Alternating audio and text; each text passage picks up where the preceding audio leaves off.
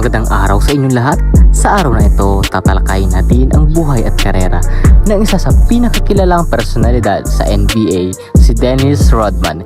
Kilala siya sa kanyang makulay na buhay, kontrobersyal na mga desisyon at walang kapantay na rebounding skills. Alamin natin mula sa kanyang pagsisimula hanggang sa tagumpay sa NBA, hanggang sa kanyang mga kontrobersya at buhay pagkatapos ng basketball. Tara na't simulan na natin.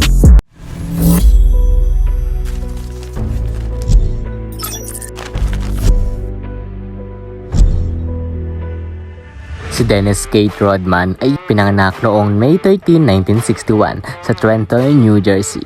Lumaki siya sa isang mahirap na pamilya at nahirapan sa kanyang kabataan. Matapos ang high school, nagtrabaho siya bilang janitor bago siya nakatanggap ng scholarship sa Southern Oklahoma State University. Doon niya natuklasan ang kanyang hilig sa basketball at naging stand-up player sa kanyang koponan. Habang naglalaro sa Southeastern Oklahoma State University, si Rodman ay nagpakita ng kahanghangang talento sa rebounding skills at depensa.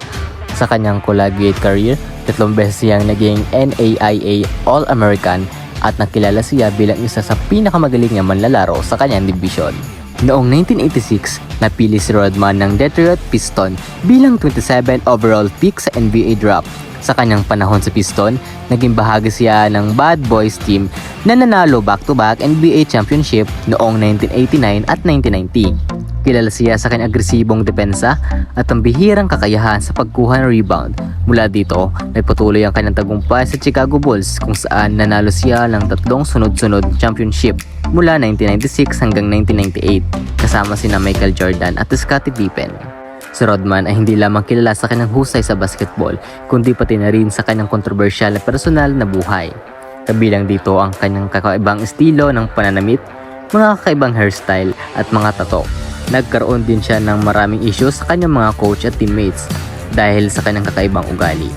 Ang kanyang mga relasyon, kabilang na ang kasal kay Carmen Electra, ay naging laman ng balita.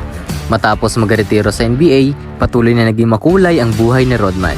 Naging professional wrestler siya at nagkaroon ng iba't ibang appearances sa mga reality TV shows tulad ng Celebrity Apprentice. Ngunit ang pinaka-controversial na bahagi ng kanyang post-NBA career ay ang kanyang pagkakaibigan kay North Korean leader Kim Jong-un. Maraming beses siyang bumisita sa North Korea at naging dahilan nito ng mga tanong at kritisismo mula sa publiko at media. Sa kabila ng kanyang controversial na buhay, si Rodman ay kinilala pa rin bilang isa sa pinakamagaling na defensive players at rebounders sa kasaysayan ng NBA. Siya ay na-induct sa Naismith Memorial Basketball Hall of Fame noong 2011 bilang pagkilala sa kanyang kontribusyon sa laro.